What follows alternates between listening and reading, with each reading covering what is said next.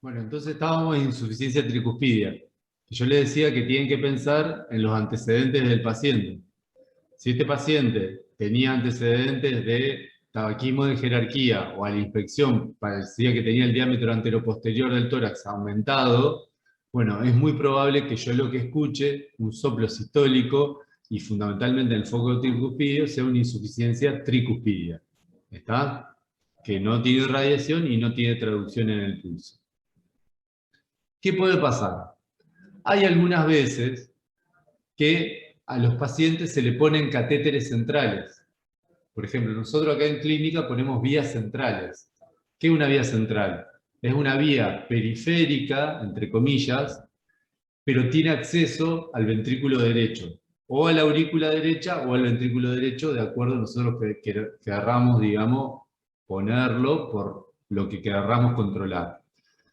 Esos catéteres que nosotros colocamos, se los colocamos en la yugular interna y accedemos por el cuello. Generalmente hacemos yugular interna del lado derecho porque la mayoría de todos somos diestros y nos es más fácil utilizar el lado derecho del paciente que el lado izquierdo del paciente.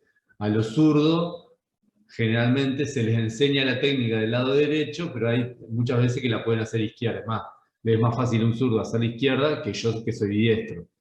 Y además cuando uno hace, el médico para instrumentarlo se pone detrás del paciente. ¿Me explico?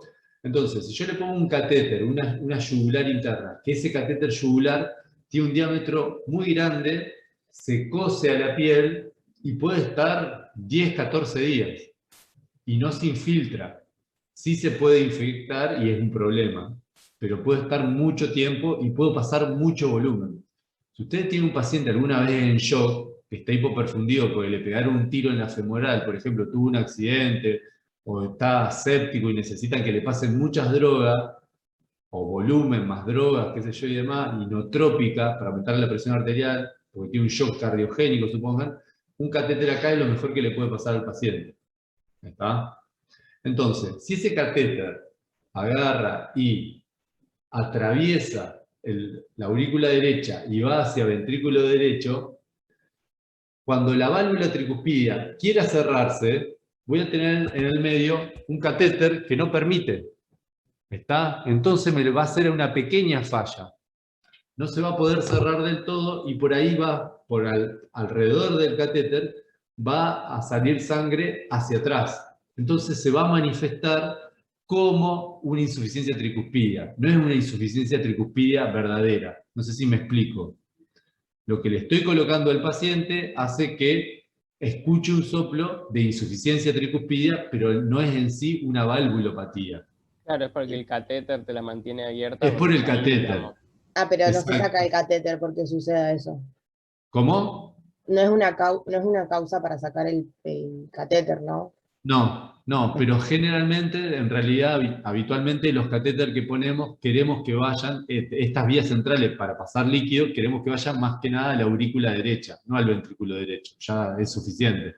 O sea, que lo podés hacer es, si vos ves cómo está, ¿cómo te das cuenta cuando un catéter está en aurícula derecha o ventrículo derecho? La aurícula derecha maneja poca presión, entonces el catéter, vos ves, si agarrás, lo pintás, como nosotros decimos, ¿qué hacemos? ¿Vieron el suero, el perfu? Nosotros lo bajamos y lo ponemos a nivel del piso. Si baja a nivel del piso, lo que sucede es que la sangre empieza a pintar todo el catéter que es transparente y lo vemos lleno de sangre. Entonces, lo clampeamos, le sacamos el suerito y vemos con el catéter abierto qué pasa con la sangre. Si la columna de sangre cae, es porque está en aurícula derecha. Si la columna de sangre cae un poco, pero se mueve por la presión sistólica del ventrículo derecho, está en el ventrículo. ¿Está? O sea, decimos que está un catéter ventriculizado si tiene ese movimiento. Generalmente no necesitamos que tenga ese movimiento porque si bien está la sangre, el líquido, solución fisiológica, destroza lo que quieran, pasa por una diferencia de presión, pero esa diferencia de presión está dada por la altura, por una presión ortostática. Algunas veces, si tiene mucha presión en el ventrículo derecho, puede hacer que no pase el suero. ¿Está? Por eso generalmente no queremos que esté en el ventrículo, sino en la aurícula derecha. Pero si no nos dimos cuenta y pasó al ventrículo derecho, bueno, pasa que podemos ocultar este soplo. ¿Qué otro catéter sí va al ventrículo derecho sí o sí? Los catéteres de los marcapasos. Cuando ustedes tienen un paciente que tiene un marcapaso, le van a ver que generalmente del lado derecho tienen una sobreelevación, que es una cajita metálica, que en realidad metálica o de plástico, pero generalmente pueden ser metálicas, y tienen un catéter que va por la subclavia, va para la vena cava superior, y de la vena cava superior puede mandar uno o dos catéteres. Puede mandar un catéter, si tiene un catéter, ese catéter siempre va al ventrículo derecho. ¿Ah? Si tiene dos catéteres, uno va al ventrículo derecho y otro va a la aurícula derecha.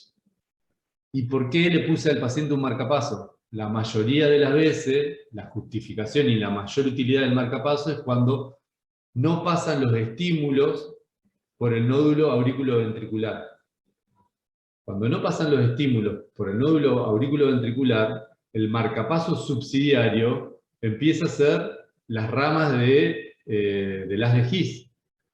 Y si tengo una alteración en el haz de His, empieza a ser las fibras de Purkinje. Y cada vez, cuanto más abajo es el marcapaso que me da el ritmo, la frecuencia cardíaca más baja es.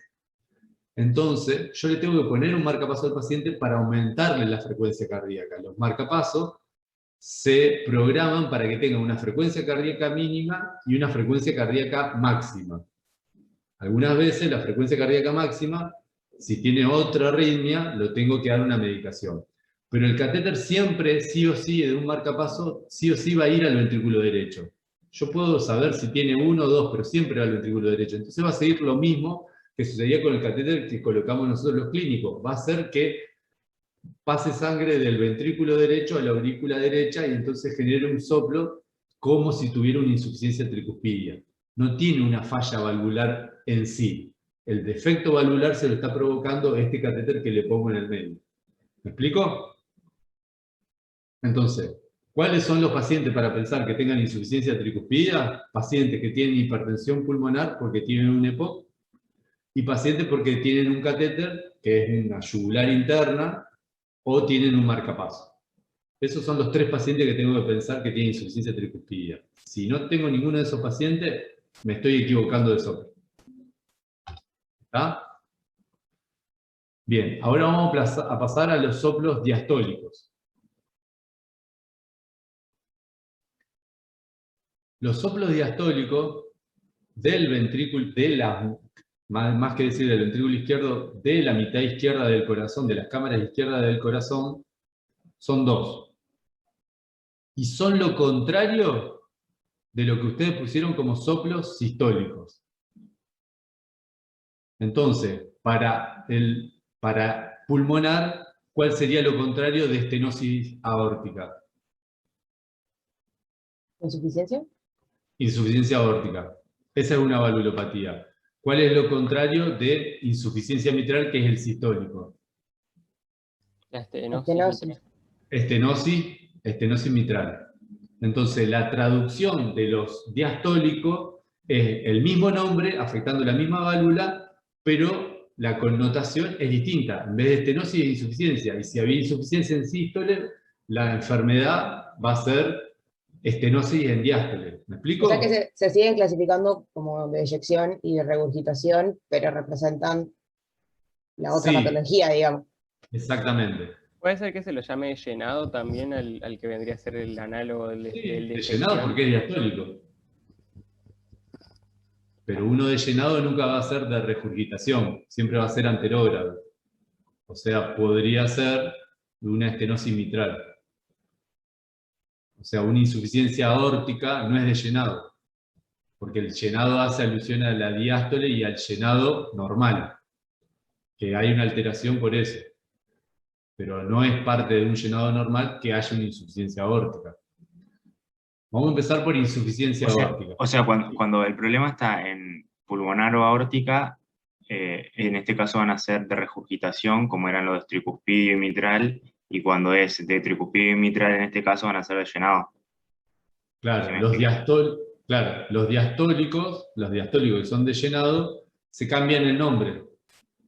En vez de ser insuficiencia mitral y tricuspidia, van a ser estenosis mitral y tricuspidia.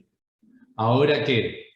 Entonces ya con los sistólicos vimos 4 soplos, de los cuales le dije los 2 más importantes, que siempre son los izquierdos, y de los derechos, de los 2, de estenosis pulmonar e insuficiencia tricuspidia, el más importante es el tricuspidio. Entonces tendrían que saber de esos 4, o sea, si bien es medio fácil saberlo, por ahora capaz que se les hace un poco de quilombo, lo que tienen que saber son, sí o sí, los 2 izquierdos sistólicos, y derecho, insuficiencia tricuspidia. Ahora vamos a los diastólicos con esta, digamos, transformación, es medio una transformación de pesos a dólares, porque es bastante la diferencia. En palabras parece como que es muy fácil, pero groseramente por fisiopatogenia, es hablar de $1, un peso, y es nada que ver. Ustedes lo saben, no sé cuánto está el dólar, porque ya ni compro, en realidad no me dejan comprar. Pero es mucho la diferencia. Entonces, si yo tenía una insuficiencia aórtica, quiere decir que la válvula, que tiene 3 válvulas, la válvula aórtica o sigmoidea aórtica, durante la diástole va a volver sangre de la aorta al ventrículo izquierdo. ¿Está? O sea, va a haber un reflujo, es un soplo retrógrado, no es el de llenado. ¿Qué va a suceder? Cada vez que se va llenando el ventrículo derecho, va entrando menos gente, va entrando menos sangre. Es como si yo le abro la puerta a una fiesta. Al principio está vacío, empieza a entrar mucha gente. Cuando se empieza a llenar, ¿qué pasa? La capacidad de llenado es menor. Entonces, el soplo... Salute. Soplo... Uy, pensé que estaba en silencio, perdón. El soplo diastólico, el soplo es un soplo diastólico que es el foco de mayor ocultación, es el aórtico y el mesocardio, generalmente no tiene irradiación, ¿tá? Y lo que hace es, empieza con mucha intensidad y va disminuyendo, ¿tá? No es como el soplo de regurgitación de la insuficiencia mitral que era en barra y mantenía siempre la misma forma. No, este agarra y va cayendo. Entonces, al tirar, digamos, sangre desde la aorta, volver al ventrículo izquierdo, yo les decía hoy, cuando estamos hablando al principio, que la tensión arterial diastólica dependía mucho del volumen que tiene una arteria, en este caso la aorta. Si yo le saco ese volumen porque vuelve, o sea, le tiro del ventrículo izquierdo, normalmente tiro a la aorta, y no tiene que volver. Pero si yo tengo una insuficiencia aórtica, le tiro y vuelve, le tiro y vuelve, le tiro y vuelve, ¿está? Eso es lo que sucede. La tensión arterial diastólica aumenta mucho. Entonces, la tensión arterial diastólica, al disminuir mucho, hace que el volumen que se genera al principio del Frank-Starling, si está muy bueno, eyecte mucha sangre. Entonces la sistólica me la tira para arriba. Entonces aumenta más la diferencia de pulso, que sería la diferencia entre la sistólica y diastólica. Entonces cuando yo le palpo el pulso a ese paciente, el pulso va a ser en diástole, obviamente nada, y en sístole va a ser gigante. Se llama pulso magnus. ¿Está? Si yo al paciente le pongo el brazo así, digamos, hacia arriba, se lo sostengo y le palpo el pulso al paciente, se intensifica más, porque le estoy aumentando en sí, digamos, lo que es el volumen que vuelve desde el miembro superior derecho o el izquierdo, cualquiera de los dos, que vuelve a la circulación sistémica. Y de ahí vuelve también al ventrículo izquierdo. Pero lo que yo quiero ver no es la ocultación, lo que quiero ver es el pulso. Generalmente, si ustedes tienen el pulso hacia abajo, con la mano hacia abajo, por una cuestión de diferencia de altura y presión hidrostática, el pulso es más importante cuando ustedes tienen el brazo hacia abajo que cuando lo levantan. ¿Ah? Si yo levanto la mano, ¿qué pasa habitualmente si los tengo ustedes 2 horas conmigo en un seminario, lo que sea, con las manos levantadas. Se le empiezan primero a adormecer, se les ponen pálida, fría, y empiezan a tener parestesia y el pulso disminuye. ¿Ah? O sea, no es que se van a generar una isquemia, pero la perfusión es menor. Y si lo prolonga el tiempo va a ser menor todavía. ¿Está? Entonces, cada vez que yo hago esa maniobra con el paciente, lo que sucede es todo lo contrario. El pulso aumenta de amplitud. Entonces eso se llama pulso en martillo de agua. Así se denomina. Pulso o maniobra para el pulso de martillo de agua, y el pulso se llama Magnus. Algunas veces también dicen Zeller. No es lo mismo. Yo prefiero que le digan Magnus, que dice, me da la idea de la magnitud y de la amplitud del pulso. Entonces, yo voy a tener un soplo que es de mayor irradiación, que va a estar donde la diástole, que el foco de mayor irradiación, de mayor ocultación va a ser el foco aórtico, y el mesocardio no va a tener irradiación, va a ser al inicio de la diástole, va a empezar a disminuir, va a ser suave, y la traducción en el pulso va a ser el pulso magnus, o aumentador de amplitud. ¿Está? Hay otros signos de ese soplo, y esa valvulopatía está lleno en el libro de los signos que produce a nivel periférico. Por ejemplo, puede producir signos a nivel de lo que es la circulación y el lecho unguial, signos a nivel del baile arterial que tiene, por ejemplo, los pacientes, ahora no se ve mucho, pero si tienen una insuficiencia aórtica muy severa, como libera mucho volumen en la sístole, hacen este movimiento con la cabeza, que se llama signo salutatorio de saludar de Muset. Y que No es coincide con el frecuente. pulso. ¿Eh? Coincide con el pulso. Coincide con el pulso, exactamente. Tiene otros signos más, tiene, por ejemplo, tanto en la sístole y en la diástole aparece miosis, midriasis, que coinciden con el pulso. Es súper copado. A ver, es re difícil de ver. Hay un montón de signos que ahora no se ven tanto. ¿Por qué? Porque esos pacientes se los opera antes o se mueren antes. ¿Me explico? Todo lo que ustedes lean de semiología, todos los signos, están descritos de tipo semiólogo de médicos de hace más de 100 años atrás. Y hace 100 años no había cirugía cardiovascular, y ahora sí. Es más, hay muchas valvulopatías que se pueden curar a través, no abriéndole el tórax, sino por un cateterismo. Hay muchas, y cada vez más todavía. Bueno, entonces, el otro soplo diastólico que tenemos de las cámaras izquierdas, que era el contrario a lo que era la insuficiencia mitral, se va a llamar estenosis mitral. Este soplo no es muy frecuente hoy en día. ¿Por qué? Porque la etiología más importante del soplo de estenosis mitral es la fiebre reumatoidea.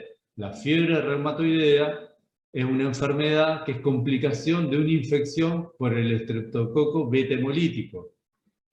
¿Es frecuente ver infecciones por estreptococo beta hemolítico? Sí. ¿Pero qué pasa? ¿Qué hacemos los médicos? La tratamos. El estreptococo es muy sensible a la amoxicilina. No hay resistencia. Y ustedes saben que su mamá, su abuela, su abuelo, su papá, o quien sea, en la mesita de luz o en el baño, tienen un comprimido de amoxicilina. Básicamente no hay casa que no tenga un comprimido de amoxicilina en esa casa. ¿Por qué?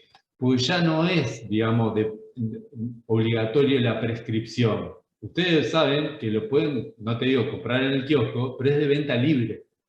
Entonces, si uno de ustedes tiene fiebre, porque sí, ¿qué hace la gente? Asocia fiebre, infección. Infección, antibiótico. ¿Cuál es el único que conocen? Y conocen el nombre, y es el que menos se equivocan, y hasta lo escriben bien, es la amoxicilina.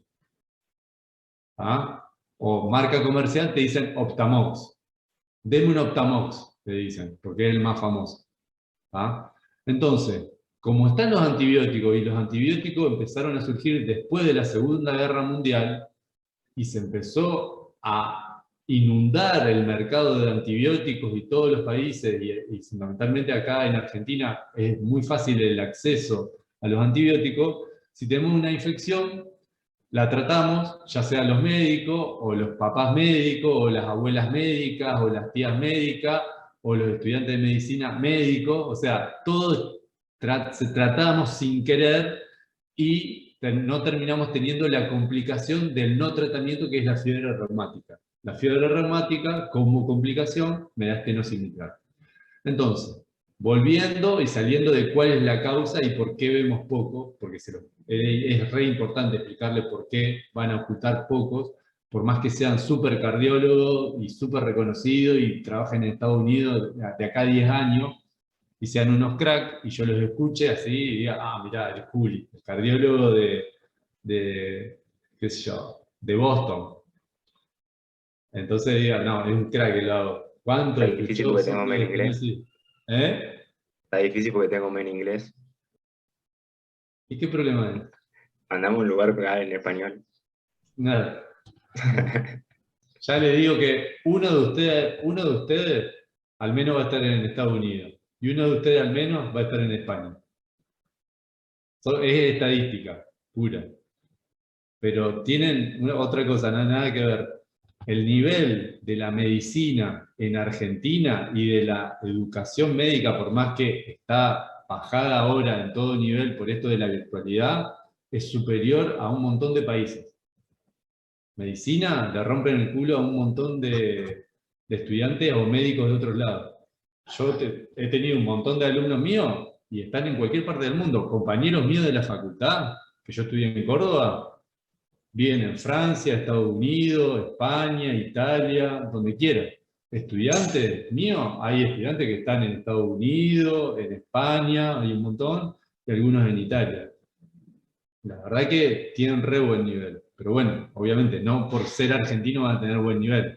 No la UNL, saca gente así. No, pero sí, salen, fuera de joda. ¿Ustedes se creen que hay una universidad re chota o una facultad que es chiquita y tiene poco tiempo? Pero la verdad que se le da bastante buen nivel, fuera de joda. Más allá de que por ahí sale alguno que no tendría que salir ni médico. Pero bueno, no, vamos, la verdad no lo aprobé yo. Cuando vean a alguien así, no lo aprobé yo. Bueno, entonces el estenosis mitral, que es un soplo diastólico, va a ser al principio de la diástole. O sea, va a ser entre proto, que es inicio de protodiastólico, a mesodiastólico. Lo otro que va a tener es que la diástole, siempre acuérdense que el R1 y el R2 están provocados por dos ruidos que se superponen. Si es el R1, es el cierre de las auriculoventriculares, el cierre de la mitral, más el cierre de la tricuspida, que se dan al mismo tiempo, por eso yo escucho un solo R1. Y el R2 es el cierre de la válvula aórtica con la pulmonar al mismo tiempo. Cuando hay alguna valvulopatía, o hay algunas veces bloqueo de rama, se retrasan el cierre de uno porque la diástole puede durar más tiempo en uno de las dos cámaras, la izquierda o la derecha, o puede acortarse. Y eso hace que el R1 o el R2 se separen. Si acá tengo una estenosis mitral donde el vaciado de la aurícula izquierda hacia el ventrículo izquierdo está retrasado, ¿cuál se va a separar? ¿El R1 o el R2? El R1. El O sea, R1. va a demorar ¿Y en cuál es el cerrarse, que más se digamos. va a retrasar? El R1 está hecho por el cierre de la válvula mitral y la tricuspidia. Si tengo una estenosis tricuspidia, ¿cuál es el que se retrasa? El tricuspidio. No, el R1. O sea, el R1 es mitral.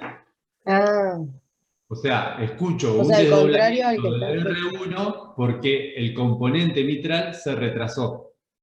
Porque tiene esta dificultad para cerrarse. Tarda para terminar la diástole, perdón.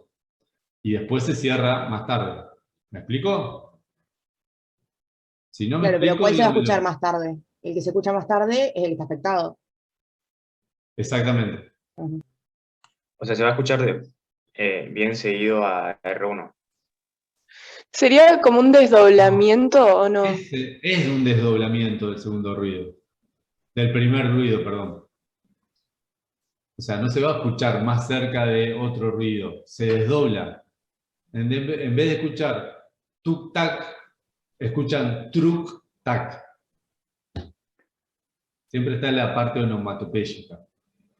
Y lo otro que tiene la estenosis, la estenosis mitral es que al hacerse la válvula más dura, cuando se cierra hace más ruido. Entonces está aumentado de intensidad el R1. Pero Es un después, a medida soplo. que empeora, puede llegar a desaparecer, ¿no? Exactamente. Cuanto más grave es el soplo, o sea, más importante la estenosis, el R1, el componente mitral, disminuye de intensidad hasta, entre comillas, desaparecer. Y antes del R1 está el chasquido por la estenosis también, ¿no?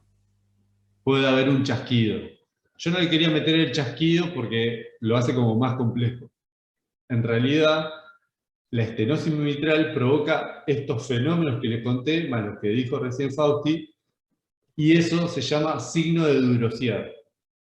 Tiene un ritmo que no es solamente el soplo en sí, sino otras cosas que se le agregan. Entonces, ¿escuchan cómo defino yo un soplo de estenosis mitral?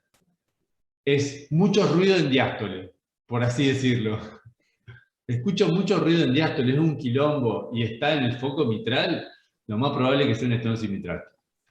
Pero entonces es mesotelidiastólico el soplo. Puede ser meso o proto. Generalmente es meso y hay un refuerzo protodiastólico y algunas Como que hay veces un hay poquito en el refuerzo medio y después un poquito al final. y puede haber al final, depende, eso va variando. Pero por eso Pero usted tiene que saber. el que se Sí, escucha al final sería por el refuerzo. exactamente. Pero eso Entonces, depende del paciente, por eso va variando. Por eso yo los que le mencioné, no le mencioné ni el chasquido ni el refuerzo. Le mencioné el desdoblamiento y el aumento de la intensidad. Me quise quedar con los más claros que se dan siempre. Los otros pueden variar un montón. Y se llama signo de Durossier. ¿Cuál va a ser la traducción en el pulso? Que al bombearle menos volumen, el pulso puede estar disminuido de amplitud. O sea, no va a tardarse en el tiempo, sino también va a ser un pulso parvus. No tardus, solamente parvus. ¿Se puede escuchar en la espalda como la insuficiencia mitral? Sí, se puede escuchar, pero es muy débil.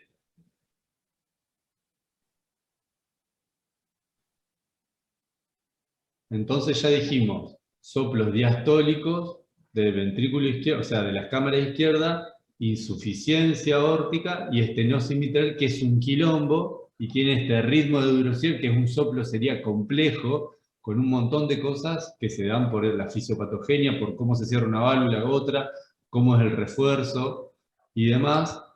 Y después pasamos a los derechos. ¿Los derechos qué pasa?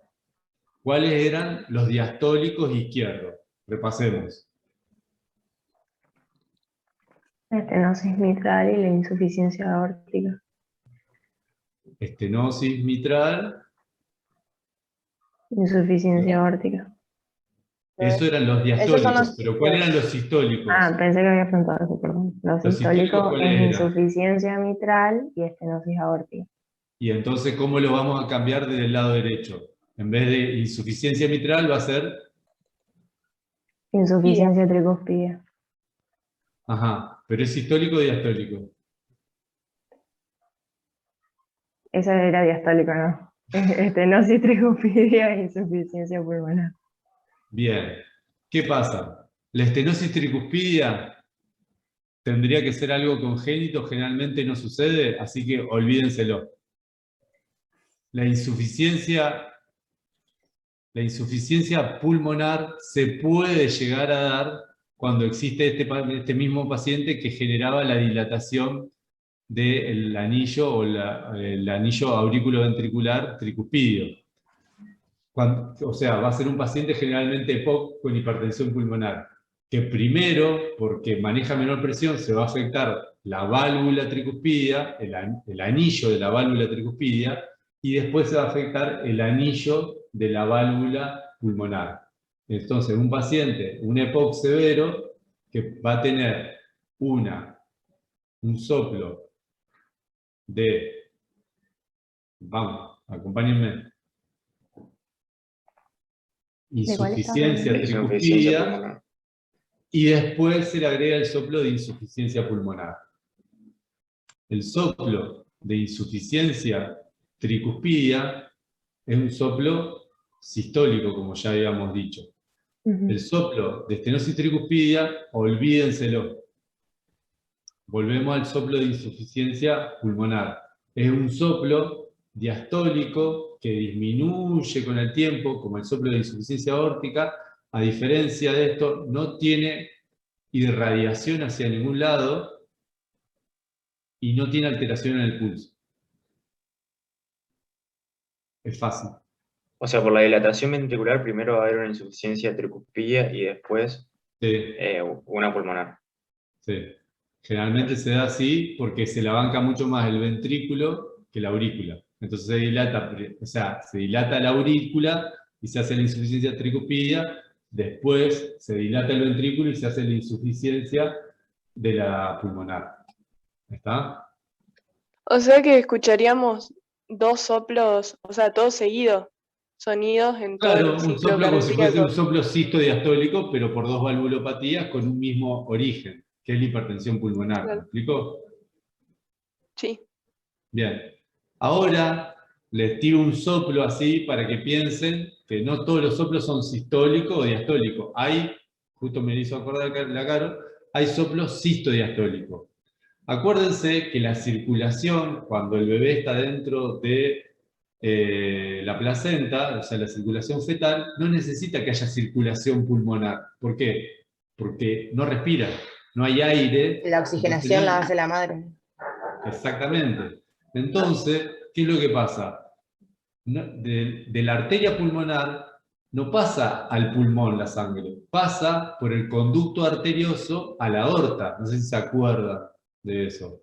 Bien, cuando nacemos, por la diferencia que se genera, porque se sale todo el líquido amniótico de los pulmones, y el pendejo empieza a llorar y todo eso y demás, hace que la diferencia de presión que se genera en el llenado del pulmón y la resistencia que se genera, hace que se vaya, digamos, y se cierre el conducto arterioso. Este cierre del conducto arterioso es lo que sucede habitualmente. Puede ser que algún chico nazca precoz y es más difícil que se cierre.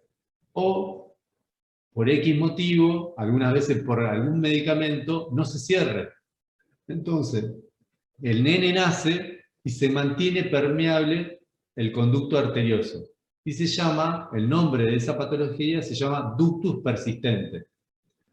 Si nosotros sabemos que tanto que la sístole y la diástole de la arteria aórtica son siempre superior que la sístole y la diástole de la arteria pulmonar, por el conducto arterioso va a pasar sangre tanto en sístole como en diástole, porque siempre la diastólica de la arteria pulmonar es mayor que la diastólica de la arteria aorta es mayor que la de la arteria pulmonar. Entonces van a escuchar en el mesocardio un soplo que le dicen en maquinaria, que es sistodiastólico, y no tiene irradiación. ¿Se entiende el soplo ese? Y eso es importante para los 4 pediatras que salgan de acá el día de mañana, porque hacen ese diagnóstico, o le dan, algunas veces puede andar con alguna medicación, puede provocarse el cierre, ustedes pueden provocar el cierre, o lo mandan, lo derivan a un centro de mayor complejidad, que haya cardiología infantil, y con un catéter se lo cierra. Y ese pendejo va a andar toda su vida chocho. Pero no le van a regalar nada a ustedes que le hicieron el diagnóstico como fantástico pediátrico, sino que le van a hacer un regalo al cardiólogo hemodinamista que le cerró el ductus persistente que el cual ustedes hicieron el diagnóstico. Siempre alguien nos roba los laureles. Pero bueno, es así. Pero es súper importante el entendimiento de esto por la labor y la magnitud que le pueden dar el día del mañana. Muchas veces digo en los pediatras porque pueden cambiar el curso de la sobrevida de un chico, de morirse a los 5 años o vivir hasta los 90 años. Si vos me decís, Agustín, entonces yo si soy clínico como vos, no me caliento un pito en saber soplo, porque no, sí, le cambiás la sobrevida también. Y le cambiás la calidad de vida, pero la magnitud obviamente es menor. ¿Me explico? Pero siempre tienen un interés, siempre podemos hacer algo por los pacientes. Y justamente esto, que hay diagnósticos que le cambian la calidad y la expectativa de vida. Hay diagnósticos que hacemos, cualquier especialidad, que le cambian solamente la calidad de vida. Y no el pronóstico o expectativa de vida en años. Eso es muy variable. Por eso tenemos que entender la medicina, qué es lo importante. No solamente es en aquella patología que se le cambia la expectativa de vida, sino también en aquellos pacientes que le cambiamos la calidad de vida, porque para ese paciente es muy importante. Para mí capaz que es una boludez. Pero si, por ejemplo, yo tengo una chica que tiene 25 años y tiene vitiligo y era modelo o es modelo y el vitiligo empieza a estrolarse, a la mina capaz que no la contratan más. ¿Me explico? Entonces yo si soy médico dermatólogo y puedo hacer una aproximación al tratamiento y puedo mejorarle su vitiligo, hice un montón por esa mina, que era parte de su laburo. Pasó de trabajar a no trabajar por tener una enfermedad. ¿Se va a morir de vitiligo? No, no se va a morir de vitiligo. Pero va a dejar de trabajar por el vitiligo si la chica esta era, por ejemplo, modelo. Es más, ahora ustedes vieron cómo todos los estereotipos van cayendo, y a raíz de esto también los estereotipos, digamos, de lo normal van cayendo, y también, no sé si han visto en revistas, no en revistas, sino en publicaciones, que aparecen los modelos raros, digamos, o poco frecuentes, que son modelos con peladas que tienen alopecia universal, modelos con sobrepeso, modelos que tienen vitiligo zarpado, modelos con psoriasis, es impresionante. Donde ya la belleza es una construcción, siempre fue una construcción. ¿Tá? Pero bueno. ¿Se entendió más o menos, chicos? Yo tengo una pregunta. O sea que cuando Dime, uno dice dime que me están por echar. uno dice que el soplo, mira, que los ruidos están desdoblados. Sería que, por ejemplo, en un foco sería una válvula, la escuchás normal, y en el otro foco, por ejemplo, no sé, la tricuspidia y la mitral sería que la mitral, ponele, se escuchan como más Dos. tarde, por así Sí. decirlo. Sí, es ese. Joya. Bueno, gente, el que pueda reunirse a la tarde en el seminario que doy, nos vemos. Muchas Dale, gracias. vos. Dale. Dale, Sí, lo nos doy vemos. yo.